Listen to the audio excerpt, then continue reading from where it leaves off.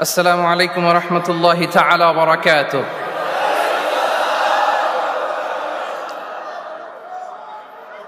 نحمده ونصلي على رسوله الكريم. أما بعد فأعوذ بالله من الشيطان الرجيم. بسم الله الرحمن الرحيم. ونزلنا عليك الكتاب تبيانا لكل شيء وهدى ورحمة وبشرى للمسلمين. صدق الله العظيم.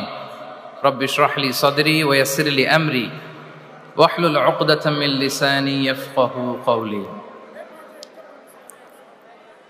Muslim Ummah of north আমেরিকার আয়োজনে যুক্তরাষ্ট্রের ফিলাডেলফিয়াতে পেনসিলভেনিয়া কনভেনশন সেন্টারে আজকের মুনা কনভেনশন 2023 সেকেন্ড ডেতে আপনারা যারা উপস্থিত হয়েছেন আপনাদের সবাইকে জানাচ্ছি আন্তরিক শুভেচ্ছা এবং মোবারকবাদ। আহলান ওয়া সাহলান ওয়া মারহাবান বিকুম ফি হাযাল লিকা আত-তাইয়িব আল মুবারাক।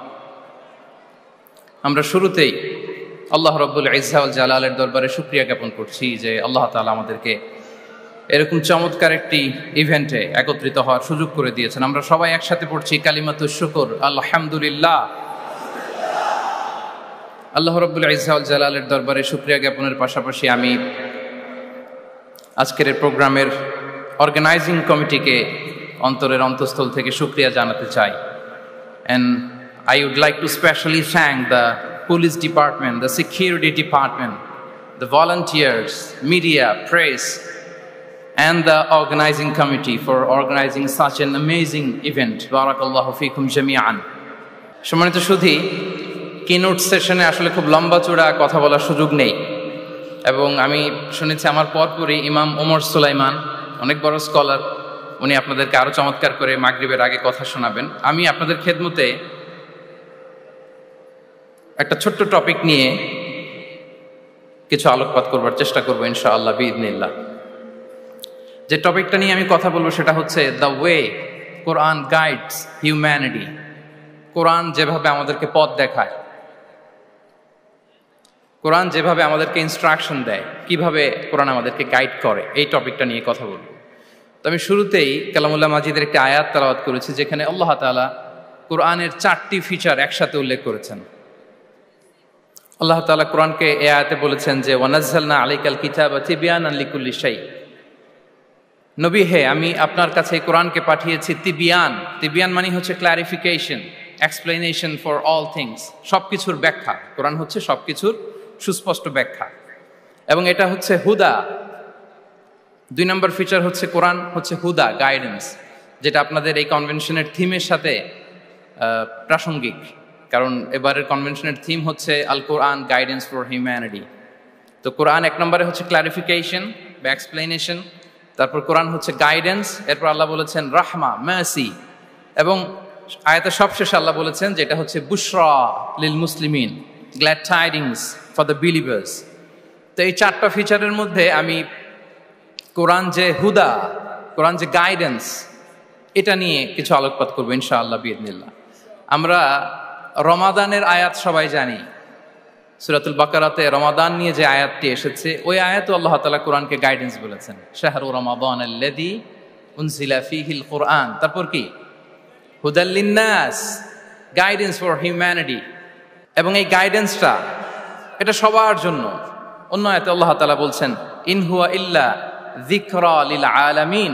এই কোরআনটা হচ্ছে রিমাইন্ডার ফর হোল ওয়ার্ল্ড, গোটা বিশ্বের জন্য কোরআনটা হচ্ছে গাইডেন্স বা reminder, including jinnkind and mankind. যদি প্রথম আয়াতে আল্লাহ বলেছিলেন বুশরা লিল মুসলিমিন, কিন্তু এই আয়াতে আমরা দেখলাম যে এটা হচ্ছে যিকরা লিল আলামিন, গোটা বিশ্বের জন্য এটা রিমাইন্ডার, ম্যানকাইন্ডের জন্য রিমাইন্ডার, জিনকাইন্ডের জন্য রিমাইন্ডার। এবং জিনেরা, জিনকাইন্ড, জিন জাতি এটা স্বীকার করেছে যে কোরআন মানুষকে পথ দেখায়, বিশ্ববাসীকে পথ দেখায়। তারা যখন তায়েফে বিষ্ণু ঈসা ইসলামের কণ্ঠে সর্বপ্রথম তারা কোরআনিক রিসাইটেশন তারা শুনলো, তারা যেটা বলেছিল আল্লাহ তাআলা সরাসরি কোট করেছেন কোরআনে, সেটা তারা বলেছিল ইন্না সামি'না কুরআনান আজাবা ইয়াহদি ইলা রুশদি ফাআমান্না বিহি। Indeed we have heard an amazing Quran and it guides to the right path. আমরা একটা অসাধারণ কোরআন শুনেছি এবং এটা ইয়াহদি ইলা রুশদ, গাইড করে, পথ দেখায় সঠিক রাস্তায়। তো আমরা বুঝতে পারলাম কোরআন হচ্ছে গাইডেন্স, আমাদেরকে পথ দেখায়। কোরআন গাইডেন্স হওয়ার সবচেয়ে বড় কারণ হচ্ছে কোরআন হচ্ছে এই পৃথিবীর সবচাইতে the most interactive and relevant book to human being. সবচাইতে জীবন ঘনিষ্ঠ এবং প্রাসঙ্গিক কিতাব হচ্ছে আল কোরআন। কিতাবটার নাম কি? সবাই বলুন একসাথে, কি নাম? সবচাইতে প্রাসঙ্গিক, জীবন ঘনিষ্ঠ, the most interactive book ever in the world. এর কারণ হচ্ছে এর আগে যত আসমানি কিতাব এসেছিল সবগুলো কিন্তু একবারে নাজিল হয়েছে অ্যাট এ টাইমে। তাওরাত মুসা আলাইহিস সালামের উপর একবারে নাজিল হয়ে গিয়েছে একসাথে। ইনজিল ঈসা আলাইহিস সালামের উপর একবারে নাজিল হয়েছে। জাবুর দাউদ আলাইহিস সালামের উপর একবারে নাজিল হয়েছে। কোরআনও কি একবারে নাজিল হয়েছে? হ্যাঁ, একবারে নাজিল হয়েছে না, 23 বছরের 23 ইয়ার্সের লং পিরিয়ড অফ টাইমে একটু একটু করে নাজমান নাজমান হাসবা হাওয়াইজিল বাশার, মানব জাতির প্রয়োজনের তাগিদে, তাই না, প্রেক্ষাপটের আলোকে নাজিল হয়েছে। প্রথম নাজিল হয়েছে মক্কায়, তারপরে মদিনায়, বিভিন্ন জায়গাতে। আপনারা জানেন যে কোরআনের প্রথম আয়াত নাজিল হয়েছে মসজিদুল হারাম থেকে 10 কিলোমিটার উত্তর পূর্ব দিকে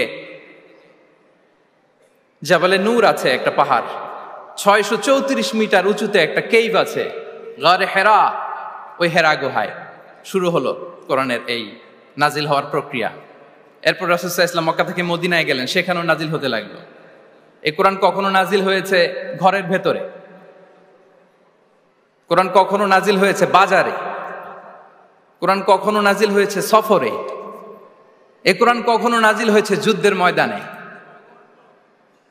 এই কোরআন কখনো নাজিল হয়েছে আল্লাহর আরশে। তার মানে রাসূল যেখানে, কোরআনও সেখানে। কতটা ইন্টারেক্টিভ কিতাব! রাসূল সাল্লাল্লাহু আলাইহি ওয়াসাল্লাম তার জীবনে, তার পরিবারে, তার সমাজে, রাষ্ট্র পরিচালনায় যেখানেই তিনি সংকটের মুখোমুখি হয়েছেন, ঠিক তখনই সমাধান নিয়ে হাজির হয়েছে কোরআন। এজন্য এটা হচ্ছে the most interactive and relevant book to human being, সবচাইতে প্রাসঙ্গিক, জীবন ঘনিষ্ঠ একটা কিতাব। এবং এই কোরআনকে আল্লাহ তাআলা লাইট বলেছেন, আলো। ওয়া আনজালনা ইলাইকুম নূরাম মুবিনা, নবী হে, আপনার কাছে আমি লাইট পাঠিয়েছি। কোরআন এটা আলো, কারণ পথ দেখাতে হলে তো লাইট লাগবে। যেটা আপনাকে পথ দেখাবে তার মধ্যে যদি আলো না থাকে, সে পথ দেখাতে পারবে নাকি? পারবে না। তো কোরআনকে আল্লাহ তাআলা লাইট বলেছেন। এবং কোরআন শুধু নিজেই লাইট নয়, শুধু নিজেই আলো নয়, সে আলোর দিকে নিয়ে যায়। আল্লাহু আকবার। আলিফ লাম রা কিতাবুন আনজালনাহু ইলাইকা লিতুখরিজান নাসা মিনাল যুলুমাতি ইলান নূর। I've revealed this book unto you, O Muhammad, in order to lead the mankind out of darknesses into the light. অনেকগুলো অন্ধকার থেকে একটি আলোর দিকে, মহাসত্যের দিকে নিয়ে যাওয়ার জন্য আমি কোরআন পাঠিয়েছি। সুবহানাল্লাহি বিহামদি। এবং একটু খেয়াল করে যদি আমরা দেখি যে একটি পুরো জাতি, একটি পুরো গোষ্ঠীর জীবনধারা পাল্টে দিয়েছিল কোরআন, যাদের লেখাপড়া জানা ছিল না, অক্ষর জ্ঞানহীন একটা জাতি, একটা ভূখণ্ডের জীবনধারা পাল্টে দিয়েছে এই কোরআন। কোরআন যেমনি আলো, তার পাশাপাশি কোরআন হচ্ছে ক্রাইটেরিয়ান। কোরআন সত্য এবং মিথ্যার মধ্যে পার্থক্য তৈরি করে দেয়। আপনি কোরআনের লেন্স দিয়ে যদি এই বিশ্বকে পরখ করতে চান, কোরআনের লেন্স দিয়ে যদি এই পৃথিবীকে আপনি পরখ করেন, তাহলে দেখবেন যে কোনটা সত্য কোনটা মিথ্যা আপনার সাথে, আপনার কাছে এটা সুস্পষ্ট হয়ে যাচ্ছে, ঠিক কি না? আল্লাহ তাআলা বলছেন, তাবারাকাল্লাযী নাযালাল ফুরকানা আলা আবদিহি লিয়াকুনা লিল আলামিনা নাযীরা। ফুরকান বলেছেন আল্লাহ তাআলা কোরআনকে এখানে। The criterion, it differentiates between right and wrong. Quran পড়লে আপনি বুঝতে পারবেন কোনটা সত্য কোনটা মিথ্যা।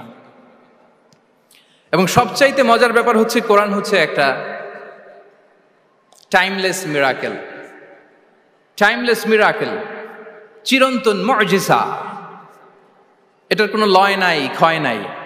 আল্লাহ তাআলার যেমনি লয় নাই, ক্ষয় নাই, কোরআনেরও লয় নাই, ক্ষয় নাই। কারণ কোরআন কিন্তু আল্লাহর ক্রিয়েশন নয়, আল্লাহর সৃষ্টি নয়, এটা কিন্তু আল্লাহর সিফা। আপনারা জানেন তো এটা, কোরআন কিন্তু আল্লাহর সিফা। আল্লাহরও ক্ষয় নাই, কোরআনেরও ক্ষয় নাই। এবং অন্যান্য নবীদেরকে যে কিতাব দেয়া হয়েছে সেটা তাদের হেদায়েতের জন্য, আর সেই কিতাবকে তারা পরিবর্তন করে ফেলেছে। সেই কিতাবগুলোর আদি এবং আসল রূপ কিন্তু অবশিষ্ট নেই। কিন্তু কোরআন শুধু হেদায়েতই নয়, গাইডেন্সই নয়। কোরআন যেমনি হেদায়েত, পাশাপাশি কোরআন হচ্ছে মুজিজা। কোরআনের আছে সংখ্যাতাত্ত্বিক মুজিজা, ভাষা শৈলীর মুজিজা, সায়েন্টিফিক মিরাকেল, মহাবিশ্বের মহাবিশ্বয় মহাগ্রন্থ আল কুরআন আল কারীম অপরিবর্তনীয়।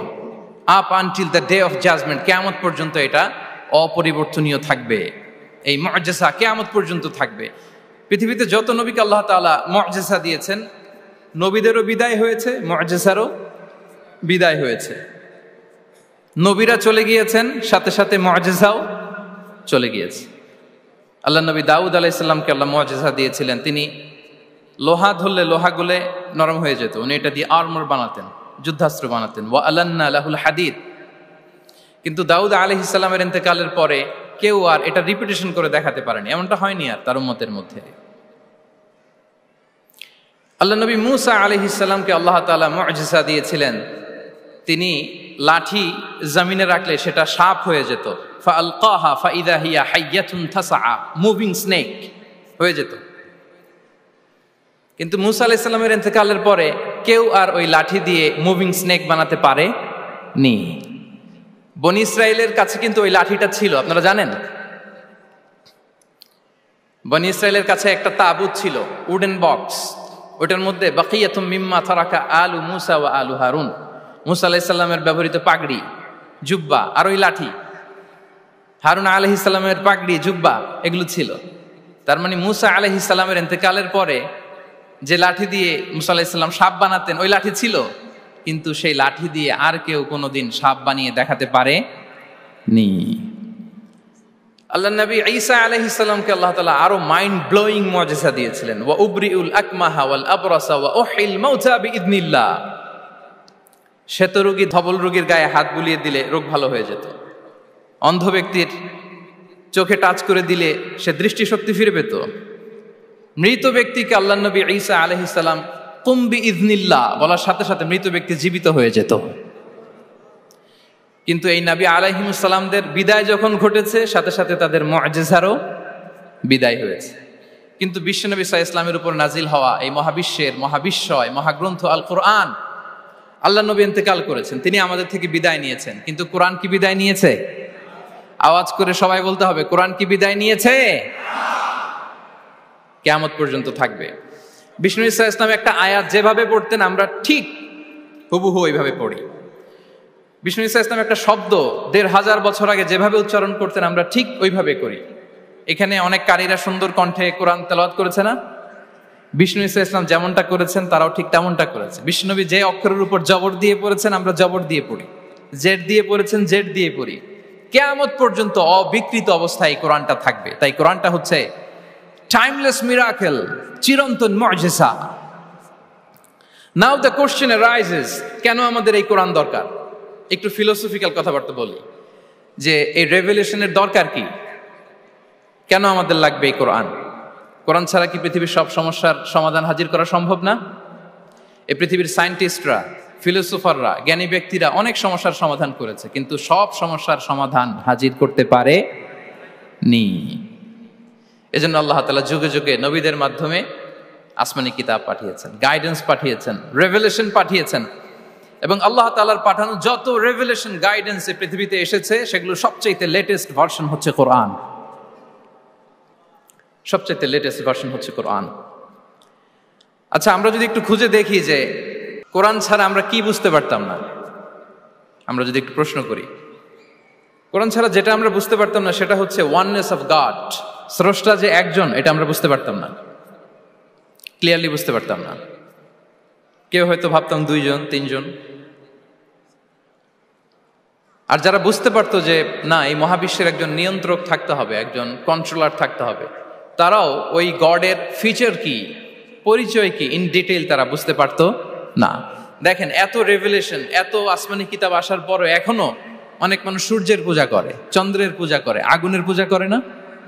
কথা বলেন, করে না? করে। সূর্যকে পূজা করার অনেক রিজন ছিল।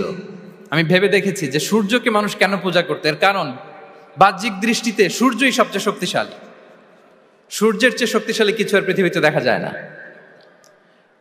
আর সূর্যের আলো ছাড়া পৃথিবীতে কেউ বাঁচেও না। মানুষের যে হার্ট অ্যাটাক করে, স্ট্রোক করে, বা আমাদের মুরব্বীদের অনেকের যে পায়ে ব্যথা, কোমরে ব্যথা, এটা কিন্তু রাতে বেশি হয়, জানেন? রাতের সাথে রোগের একটা সম্পর্ক আছে। এর কারণ রাতের বেলায় সূর্যের আলো নাই, ফলে মানুষ অসুস্থ হয় বেশি। এই কারণে প্রাচীনকাল থেকে মানুষ সূর্যের পূজা করত। আল্লাহ নবী ইব্রাহিম আলাইহিস সালাম, উনিও প্রথমে ভেবেছিলেন তারাই কি আমার রব, চাঁদই কি আমার রব, সূর্যই কি আমার রব। ভাবতে ভাবতে তিনি মহাসত্যের সন্ধান পেয়েছেন। তো এটা আমরা উদ্ধার করতে পারতাম না যে আসলে আমাদের স্রষ্টা কে। আর আমাদের মধ্যে যারা চিন্তাশীল তারা হয়তো আমরা ভেবে একটা কুল কিনারা করতে পারতাম যে না, একজন স্রষ্টা থাকতেই হয়, না থাকলে কেমন করে হয়, কেউ না কেউ আছেন।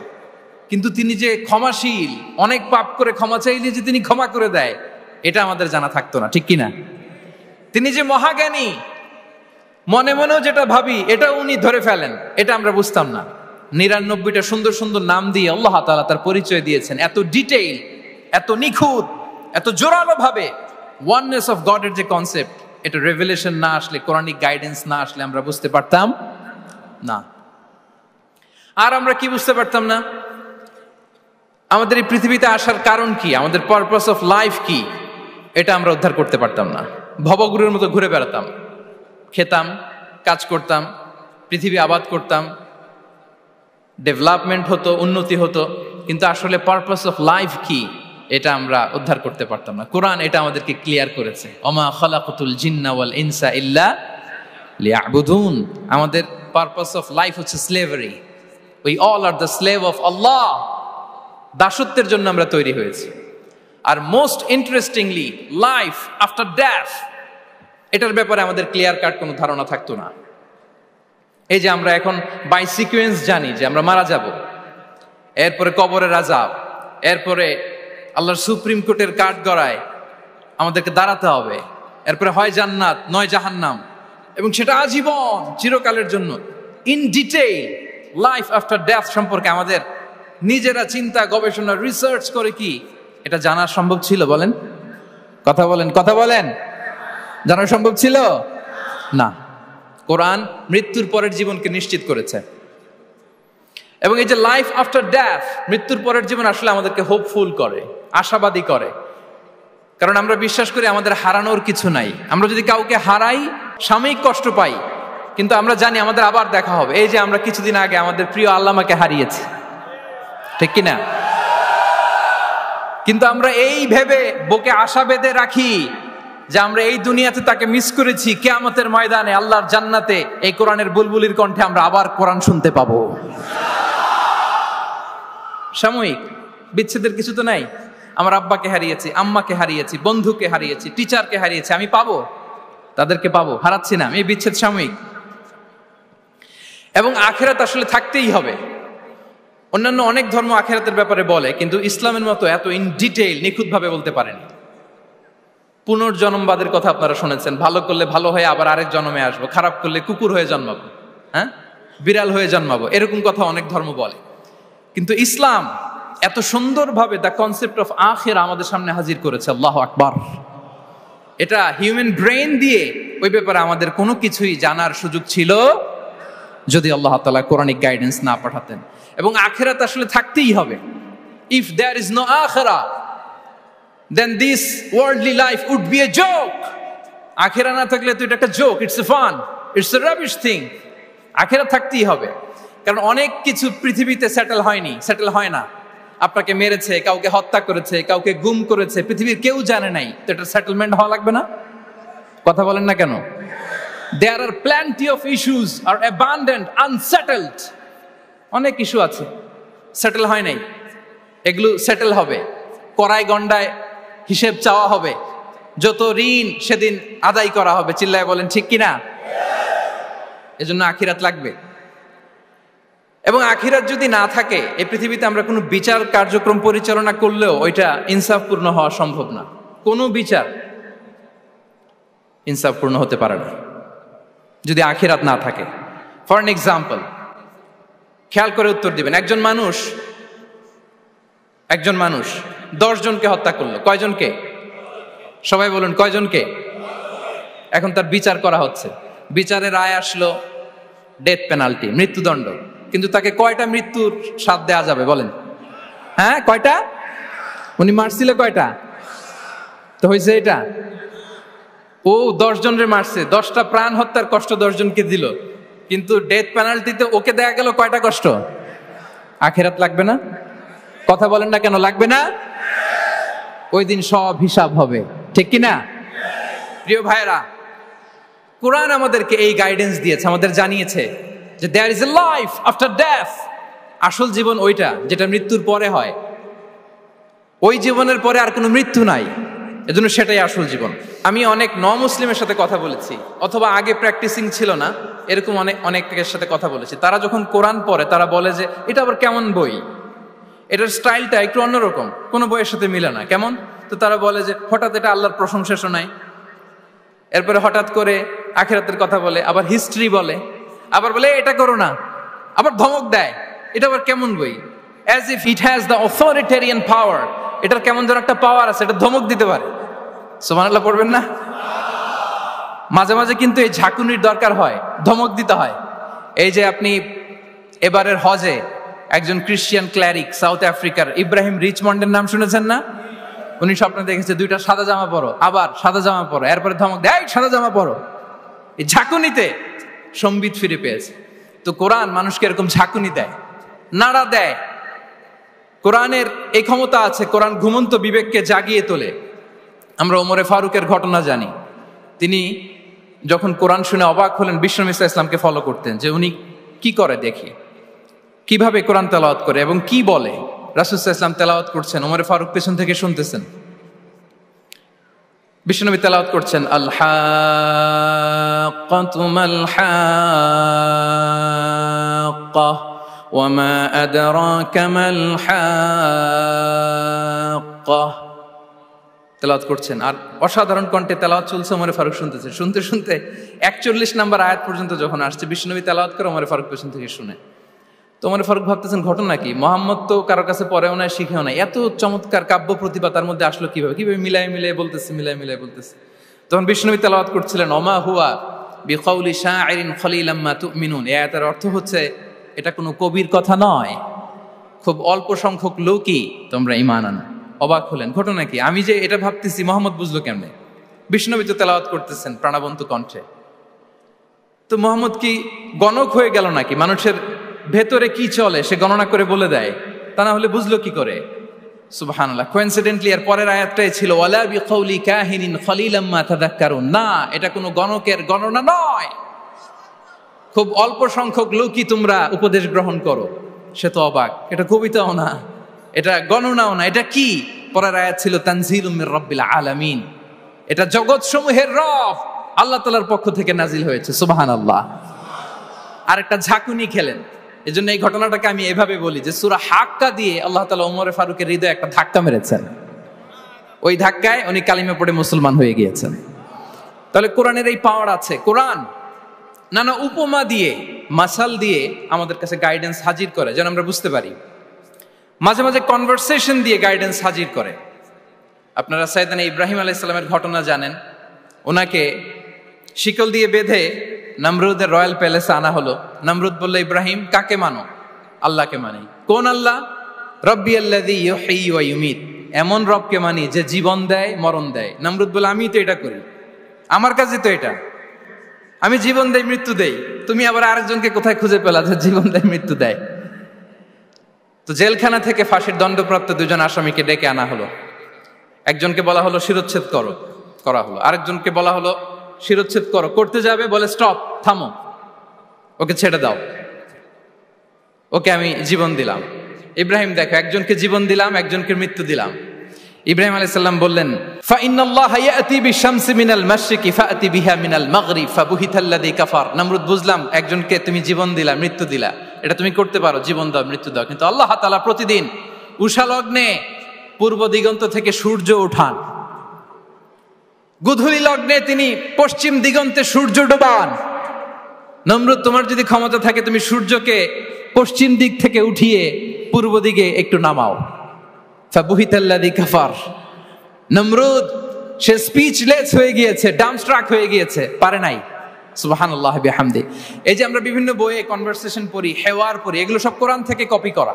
সুবহানাল্লাহ বিহামদি। কোরআনে এরকম কনভারসেশনের মাধ্যমে আমাদেরকে শিখিয়েছে, ঐতিহাসিক ঘটনার মাধ্যমে আমাদেরকে শিখিয়েছে। কোরআনিক দুই একটা গাইডেন্স বলে আমি শেষ করছি। কোরআনের একটা পাওয়ারফুল গাইডেন্স হচ্ছে আমাদের জন্য যে কোরআন আমাদেরকে খলিফা বানিয়েছে। কি বানিয়েছে প্রিয় ভাইরা? সবাই বলুন, খলিফা বানিয়েছে। কি বানিয়েছে? খলিফা। আমরা খলিফা বলতে অনেকে ভাইস জেনারেল, প্রতিনিধি এরকম বলি, আসলে খলিফা মানে ইনচার্জ। আল্লাহ বলেছেন, ইন্নী জাইলুন ফিল আরদি খলিফা, I am gonna appoint a successive human authority on earth. আমি জমিনে তোমাদেরকে ইনচার্জ বানাচ্ছি। ইনচার্জ মানে এই পৃথিবীর দেখভাল করার দায়িত্ব আমাদের, পৃথিবীর ভালো মন্দ দেখার দায়িত্ব আমাদের। আপনি চাইলেই লিটারিং করতে পারবেন না, যেখানে সেখানে প্লাস্টিক ফেলতে পারবেন না, চাইলেই বনায়ন ধ্বংস করতে পারবেন না, পাহাড় কাটতে পারবেন না, ওশেন গুলাতে ডাম্পিং করতে পারবেন না। এই যে এখন আপনার উত্তর মেরুতে দক্ষিণ মেরুতে বরফ গলে সি লেভেল বেড়ে যাচ্ছে, জানেন না আপনারা? যুক্তরাষ্ট্রের মানুষ তো অনেক সচেতন, আপনারা তো এগুলো ভালো জানার কথা। এই যে ক্লাইমেট চেঞ্জের কথা আমরা বলি, জলবায়ু পরিবর্তনের ব্যাপারে পৃথিবীর মোরলরা তারা হয়রান পেরেশান, কি করে কি করবে, সাগরের পানি বেড়ে যাচ্ছে, পৃথিবীর তাপমাত্রা বেড়ে যাচ্ছে। আজ থেকে 30 বছর পরে মালদ্বীপ উইল বি ডিসঅ্যাপিয়ার কমপ্লিটলি। আজ থেকে 30 বছর পরে মালদ্বীপ আর থাকবে না। এন্টায়ার কান্ট্রি ওরা কোথায় শিফট করবে, ল্যান্ড খুঁজতেছে। আল্লাহু আকবার। তাহলে এটা আমাদের দায়িত্ব। আমরা চাইলেই পৃথিবীর তাপমাত্রাকে উষ্ণ বানাতে পারি না, চাইলেই বন ধ্বংস করে দিতে পারি না, চাইলেই পৃথিবীর পরিবেশ নষ্ট করতে পারি না। It's our responsibility to keep this planet inhabitable. এই পৃথিবীকে আমাদের বাসযোগ্য করে রাখতে হবে। এটা হচ্ছে খলিফা, কোরআনিক গাইডেন্স। আল্লাহু আকবার। কোরআন আমাদেরকে knowledge, research, innovation, scientific and technological অ্যাডভান্সমেন্টের ব্যাপারে উৎসাহিত করে। ইকরা বিসমি রাব্বিকাল্লাযী খালাক, read in the name of your lord who has created. পড়ো তোমার প্রভুর নামে যিনি শিখিয়েছেন। পড়ো বলতে শুধু ওই পড়া না, আপনি গবেষণা করবেন, আপনি ইনোভেশন করবেন। নিউজে দেখেছিলাম যে ভারতে মানুষ বই পড়ে পড়ে একটা নীরব বিপ্লব করে ফেলেছে ভারতে। এটা তো মুসলিম কান্ট্রিগুলো আগে করার কথা। আরব বিশ্বে তারা একটা কথা বলে যে আমরা হচ্ছে নাহনু উম্মাতু ইকরা, আমরা হচ্ছে উম্মাতু ইকরা। আমরা এমন জাতি যে জাতির প্রথম কথাই ছিল কি? ইকরা, পড়ো, রিসার্চ করো, গবেষণা করো। আমাদের ক্লাসিক স্কলাররা তারা এটা করতেন। আমাদের আল বিরুনি ছিল, আল কিন্দি ছিল, জাবির ইবনে হাইয়ান ছিল, খাওয়ারিজমি ছিল। তারা গোটা বিশ্বকে চ্যালেঞ্জ করেছেন, তারা দেখিয়ে গিয়েছেন। এখন এটা এই নলেজ ট্রান্সফার করে ওয়েস্টের কাছে এসেছে, খুব ভালো, আবার আমাদের কাছে যাবে, আমরা শেয়ার করবো এটা। তো এই কোরআন নলেজ সিকিং এর ব্যাপারে, রিসার্চের ব্যাপারে, ইনোভেশনের ব্যাপারে আমাদেরকে উৎসাহিত করেছে। কোরআন মানুষকে মানুষ হিসেবে কনসিডার করতে বলে, মানুষকে মানুষ হিসেবে কনসিডার করতে বলে। কোরআন বলে মানুষে মানুষে ভাই ভাই। আপনারা শুনেছেন যে কাতারে যে ফিফা ওয়ার্ল্ড কাপটা হলো, একটা আয়াত তেলাওয়াত করে তারা ওয়ার্ল্ড কাপটার ইনগ্রেশন প্রোগ্রাম করেছে। আপনারা জানেন আয়াতটা কি ছিল? হ্যাঁ, ইয়া আইয়ুহান নাসু ইন্না খালাকনাকুম মিন যাকারিন ওয়া উনসা ওয়া জাআলনাকুম শুউবান ওয়া ক্বাবাইলা লিতাআরাফু। সুবহানাল্লাহ, কত পাওয়ারফুল মেসেজ। কোরআনিক গাইডেন্স আমাদেরকে কি শিখায় দেখেন। এই আয়াতটা addressed the entire human being regardless the colours, languages, এথনিসিটিস, সবাইকে বলেছে যে তোমাদের রুট এক, আমরা সবাই এক। ফ্রম অ্যাডাম এন্ড ইভ, আদম আলাইহিস সালাম, হাওয়া আলাইহিস সালাম, এখান থেকে আমরা এসেছি। আস্তে আস্তে আস্তে আস্তে এই হিউম্যান জেনারেশন। তো কোরআন আমাদেরকে মানুষে ভাই হিসেবে কনসিডার করতে বলে। সম্মানিত ভাইরা, সর্বশেষ কথা হচ্ছে কোরআন যে গাইডেন্স আমাদের জন্য হাজির করে, এটা হচ্ছে the most upright guidance, the straight forward guidance. ইন্না হাযাল কুরআনা ইয়াহদি লিল্লাতী হিয়া আকওয়াম। এটা যে পথ দেখায়, এটা সিরাতুল মুস্তাকিম, এটা দ্য মোস্ট আপরাইট পাথ, এটা স্ট্রেইট ফরওয়ার্ড পাথ। আমরা যেন সেই সিরাতুল মুস্তাকিমের পথে থাকি, আমরা যেন কোরআনের সাথে নিজেদের সম্পর্ককে আরো মজবুত করি। আল কোরআন দ্য গাইডেন্স ফর হিউম্যানিটি। এই কনভেনশন তখনই সার্থক হবে যখন আমরা শপথ নিতে পারবো যে আমরা কোরআনের সাথে সম্পর্ক, অ্যাটাচমেন্ট, এটা আরো গভীর থেকে গভীরতর করব। কারণ কোরআন আমাদেরকে শুদ্ধাচার শিখায়, এটা হচ্ছে লাইফ ম্যানুয়াল। কোরআন আমাদেরকে সঠিক জীবন দর্শন শিখায়। তাই প্রিয় ভাই এবং বোনেরা, আসুন কোরআনের সাথে আমরা আমাদের সম্পর্ককে আরো গভীর থেকে গভীরতর করি। কারণ কোরআনের সাথে সম্পর্ক গভীর করার মধ্যেই রয়েছে আমাদের আলোক স্নাত মুক্তি। আল্লাহ তাআলা আমাদের সবাইকে কথাগুলো বোঝার ও আমল করার তৌফিক দান করুক। হাযা মা ইনদি ওয়াল ইলমু ইনদাল্লাহ আলাইহি তাওয়াক্কালতু ওয়া ইলাইহি উনীব। আসসালামু আলাইকুম ওয়া রাহমাতুল্লাহি তাআলা ওয়া বারাকাতুহু।